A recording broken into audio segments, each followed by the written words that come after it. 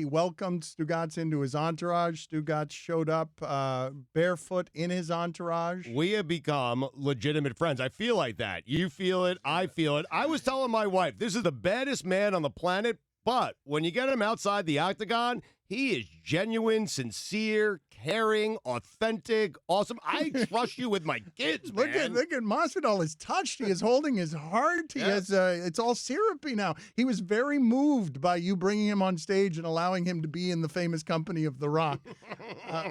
He was also wondering how you'd fare in a fight against The Rock. I'm not fighting that dude. He's way too big. That guy's like 350, man. No thanks, man. But usually guys your size are trained. You don't fear. I understand that there's a weight difference, but because you have certain skills, you're not afraid. Because we've wondered around here how some of you guys would do against like Shaquille O'Neal when he talks about getting into the octagon. I don't want to say like names of particular athletes and stuff, but it could be like a 300-pound guy, and if he doesn't know what he's doing, he's got like 10 seconds to live, you know. It's just flying knee to the sternum, flying knee to the clavicle. I do the flying knee to the thigh, you know, incapacitate him for life, you know. So it's if it's somebody that doesn't know what they're doing, it's a 10-second minimum thing. Can you take us through, the last time you were through here, you were telling us that you got the rare thing in negotiations where you got a percentage of the pay-per-view. I want you to take us through when you went through the numbers, or when you went to your computer, or when you called Abraham or your accountant. Take me through what that experience was like for you. For this event, we still haven't got the numbers. It takes a while. We got another 30, 45 days till we get anything. So you get nothing in terms, you have no idea. No idea yet. We got no idea. It's going to take a while to get that, you know. For them to get the full totality of it, they might know a little bulk of it now, but it takes a couple more days to get the full totality. Do you have any news to announce here about what you've got coming up next? Like, do you know what your next fight is going to be, or what it is that you have planned in the future? Do we want to do it here? Yeah. Okay. We could definitely do it here. We don't know who's next, but everybody's looking like cash symbols, cash money to us right now. I'm looking at my manager to extra remind me, just in case it's something I forgot. But the next person is going to be the one that puts the most zeros in the bank account, whoever that beats. You know, a lot of people are saying my name now. They didn't want to fight me before, though. Like a year or two, they didn't want to fight me. Now that Stugatz is coming to my next wedding, and he's going to be one of the best men, everybody wants to call me out now, you know? So it's funny to me because these same guys didn't want to fight me 2-3 years ago. Is there anyone you want? I just want the one with the most money. And I'm not going to come on your show, Dan, and make anybody famous by calling them out either, because a lot of these guys, nobody knows who the F I'm talking about. Hey, look at nice. you. Nice. So proud of yourself. So proud for not cursing. I do not trust you to go another 20 minutes without cursing, though. No, I'm good today. I had my medicine today, and we're good to go, man.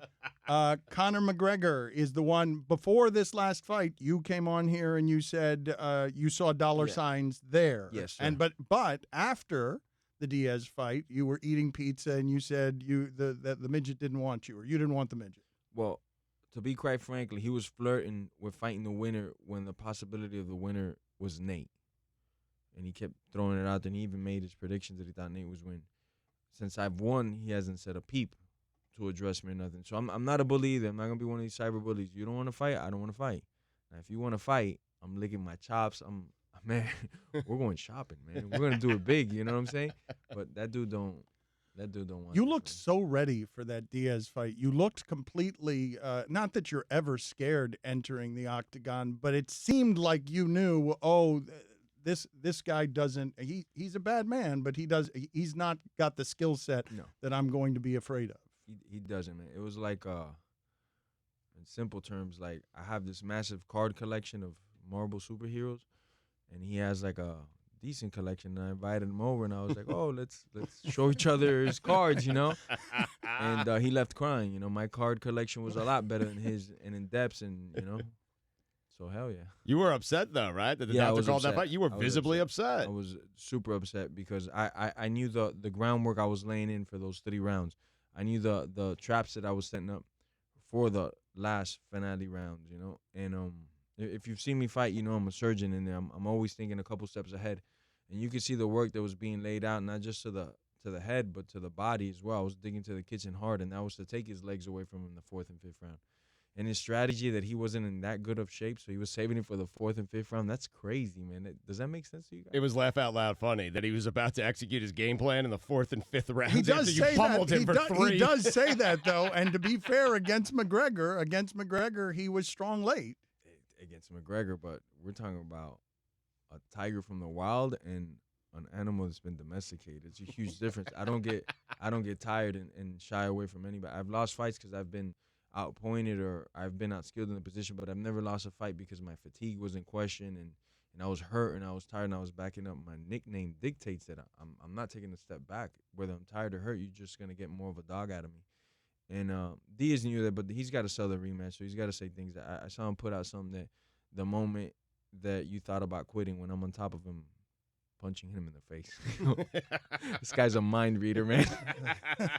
There's a distinctly Miami story, came through the streets, the literal streets of Miami, discovered by Kimbo Slice, and has done more by leaps and bounds in MMA than Kimbo Slice did. Kimbo Slice was a story that captured the imagination. Jorge Masvidal, also, not unlike Kimbo Slice, you were living in your car. I heard you tell Ariel Helwani that you were living in your car. How long were you living in a car? You've talked to us about the chip on your shoulder. You have the literal hunger in your stomach that comes from poverty. But how long were you in such a desperate situation where fighting was the only means out? No, I don't want to make it sound like a horror tale. It wasn't desperate. It was just situations in life, speed bumps in life. I always looked at it, Yeah, it'd be for a period, maybe 3 to 6 months, and then I'd have a place to stay at, and then I'd have a fight like 6 weeks to go, and that'd be my next paycheck, and then that fight got canceled. So, back to living in the car for a little bit or the gym. But those are just speed bumps. I wouldn't say it was like I don't know. I wouldn't say it was like a horror tale or nothing. But did you it doubt? made me who I am. Did you doubt at all during that you were on the right path? No, not for 1 second. I'm kind of different in that sense to a lot of people, where a lot of people just be like, man, it's not, I should just go do something else.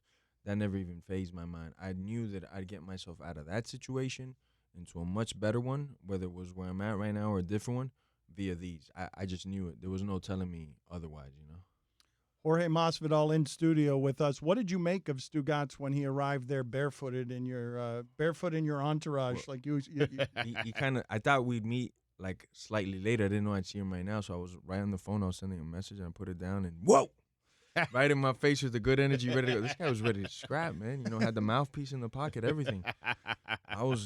I like that, man. But yeah, I remember you looking at my feet and you said to me, "Primal." That's when I knew he was ready to go, man. Did he do anything to embarrass you? He pushed Dana White out of the way. He was a little aggressive with the camera. He was kind of like a friend, but also bodyguard. People coming up to me, he's like, "Hey, whoa, you know this guy, Masvidal?" Right. Yep. No, yeah, I do. It's cool. Let him pass. All right, that's right. And he did that to like 2 or 3 people. All they could have kicked his butt because they're all pro fighters. So I extra respect it, man. It's just earning my 80%. I mean, that's it. Hey, listen, you told me to put my game face on. You told me to take it seriously. You said to get that camera, stay right behind me, stay with me. That's what you kept saying. We don't have footage of you backstage. He was a freaking pit bull, man. Yeah. No, we have the footage from backstage. We have you should play some. I gotta say there it is. There it is. Yeah. That's the coolest moment ever. I mean, it's the coolest moment of my lifetime. I've had kids, and that's the coolest moment of my lifetime. You and I, it's just me and you, a couple of menches walking through the hallway onto the stage, and I see that free-flowing hair, and you are getting jacked. You're punching yourself in the chest, and I'm saying, let's do this. Stugatz was waving his jacket, and a chancleta flew out of there and almost hit one of the octagon girls. Oh, snap. I hadn't seen this. Yeah. Watch. And here you can turn. You're giving such a nice smile to my camera. It is amazing, man. Stugatz got the most intimate footage of anybody because he was right up in your face. Jorge, I'm wondering, how has life changed for you since that fight? How has your life changed? Because if you're wondering my celebrity status, yeah, that's exactly what I'm wondering. This is how I know I really made it. I got an invitation to play dominoes from this dude called Dan Le Batard. Oh wow, there it is. Yes, he's coming. I know now I'm a celebrity. But check this out. I don't think Dan's heard the stories about me and Domino's. I raised a family off Domino's. I'm a clean house. Oh, dear God. I'm saying it now on the show, so it's no coincidence. I'm getting to the final table. All right. MosLebatard.com is where you go if you want to be with Jorge Masvidal at Mas Miami. I guess we got to change the name of it to Masvidal Miami, December 14th. I know he's good at After domino. this tournament. I know after you're this good. tournament, yeah. But have you ever played against Don Van Natta? Oh, no. Don Van Natta. Uh-oh. Damn, I don't know who that dude is, but he sounds dangerous. He's a Pulitzer Prize winner. His partner's name is the Rooster. The Rooster. Goodness, them dudes sound dangerous. I don't know, man. Do you want to hear anything from the mouth of Nick Diaz? He is mad because you said you were going to baptize his brother. Whether he wants it or not, let's play. Have you heard this sound that we're about to play? Have you heard it yet? I got text messages regarding what he said. I haven't heard like the official sound bites because I just don't listen to fighters talk, man. It might get dumber if I do, you know? All right. Well, here you go. Well, this one is certainly something that will kill some brain cells. You want to talk about baptizing my younger brother? That's on you. I never had nothing disrespectful to say, but like you don't talk about baptizing my younger brother. So you're already in a position if you fight with me. You don't talk about baptizing someone's younger brother. That's my baby brother. You don't talk like that to nobody. You know, who rides on whose side? And you know, that's what I'm saying. Like, you want to say that? You know, you want to do that? You want to walk? That's on you. And I understand you got, you know, who knows, ups and downs in life too. Oh, I can relate to you. That's why I ain't mad at you. But it's like, if you want to walk, that's on you. You think you crossed the line? I think that nobody else has any say in this except for me and the person who's in the rightful position. So, and I'm only coming forward because I've been summoned for the most part. You've been summoned. Is he asking to fight? I was confused. Or we're going for a walk on the pitch? He's asking for a fight. He's asking for a fight. Yeah, That's right, because you threatened to baptize his little brother. He's asking for a fight or to go for a walk? He's meekly. He's asking for a fight. Does he know who he's asking for a fight? No. Because I love the fight, and especially when I get a little something on top of that. Wait, who is asking for a fight? I don't know who the biggest. Conor's the biggest money draw out there. There can't Canelo. be a Canelo. Oh, Yeah. Yeah. Oh, man. Canelo. You Wait, would mop the let's floor not with do- Canelo. No, let's not. I don't want to do that again. No. There is going to be a lot of money there. There would be a lot of money in a Canelo Alvarez. Why would Canelo Alvarez do that? He's making plenty of money. Why not get more money? And to his regards, he said it wouldn't be a challenge, you know. And I definitely agree on if he was to come into MMA, it wouldn't be a challenge because I've thrown 10,000 left high kicks in a month, and he's never done one. And it's kind of the same thing to boxing, where if I've thrown 1,000,000 jabs, he's thrown 10 million because that's all his focus has been on boxing. That being said, though, there's still an element that I could put his ass to sleep, man. I definitely feel that. I'm a naturally bigger man. Maybe I don't hit harder, but I'm definitely bigger, and I consider myself 10 times the athlete he is, just because of MMA in general, all the strength, speed, and power that we have to generate. You know, to throw one kick, it's like throwing 10 right hands, man. Anybody that knows how to kick will tell you the energy that it takes to wrestle, to pick somebody up in the air when they're fighting that weight. Boxing is just your weight. You're not carrying nobody's weight. When you're wrestling, it requires so much more energy. So if I could shift those energy blocks and minimize them and bring it down to boxing where I'm just throwing 80, 90 punches around, I feel I could hurt this dude, man. I could definitely make a statement, and plus even it out for MMA, because I think we're the real killers. Boxing's cool, but that's just a section of fighting. It's not the whole fighting, you know? So I would love to even it up for my sport if I get blessed with the chance. I'm reading on Google, Canelo, WBO, WBC, WBA, IBF, but no BMF. No BMF. That's right. And those are the mountains that I like to scale. If I'm gonna go rock climbing, I want the tallest mountain possible. I don't want no junior peewee leagues, you know. If I'm gonna go into boxing, I want the best guy they got. Let's the most take all his brutal. belts, man. I'm with it. Let's do it. Armed robbery. Is there a better boxer in MMA than you are? Nah, you can't ask me that question. Of course I'm gonna say me.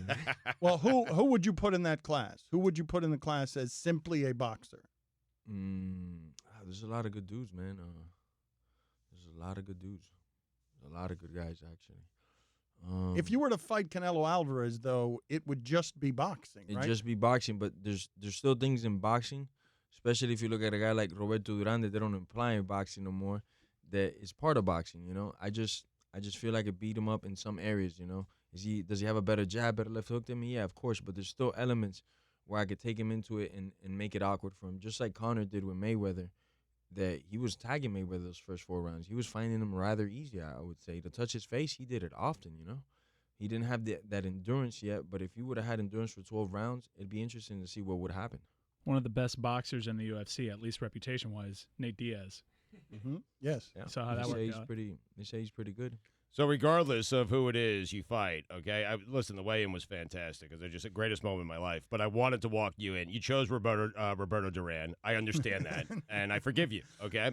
But I want to be in your corner now. I want to walk you into the octagon or the ring. We're done? That's already in stone already. I love you. Oh, wow. See that guy's, he already made that so it's happen. so the next one, he's going all the way to the octagon with. We are floor with Canelo Alvarez. You hear me? Let's do it. Our thanks to Look at the seriousness on his face, man. let's before we get him out of here, real quick, we've got some wishes here for Jorge Masvidal because today's a special day for him. And happy birthday to him. I don't care. Good luck. Okay, it's there you go. Congratulations. It's the highest honor I think it is on a birthday. It is the highest guys. birthday honor. Are you doing anything special tonight? Are you doing anything? Do you will you throw down some drinks? Probably not. I will train today. Later, I will train every day on my birthday because it's my birthday and I can do whatever the F I want. So I get to train. Eat a lot of food, man. That's probably one of the main things I'll be doing. I'll be picking out. I'll probably gain like 15 pounds just today. So tomorrow, if I get on the scale and check myself now, till tomorrow, probably like 10 to 15 pounds. Don't forget about our dinner later. Yeah. No, duly noted. I already made the reservations, man. All right. Our thanks to Jorge Masvidal. Hey, you're paying, by the way. If you want to come course, out man. and meet him December. I'm the owner of the belt. Of course I'm paying, man. MasLebatard.com. Back after this. Hello, everyone. It's Ariel Hawani. I just came here to thank you for watching our ESPN YouTube channel. It's the best. You know what else is the best? The ESPN app. You can get highlights, analysis, all that stuff and more. And if you want premium content and live streaming sports, there's only one place for all of that. It's ESPN Plus.